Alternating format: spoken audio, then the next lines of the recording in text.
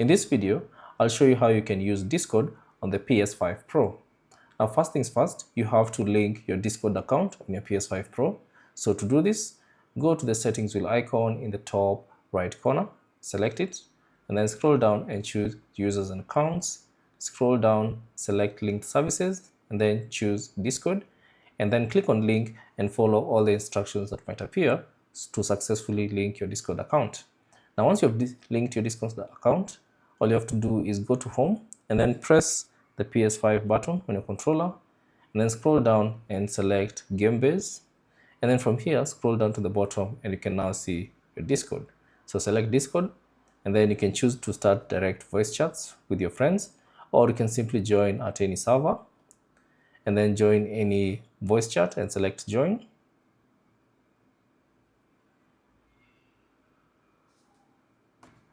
And now this will launch, or rather this will create a Discord voice chat lobby whereby you can invite your friends and chat with them whenever you're using Discord on your PS5 Pro.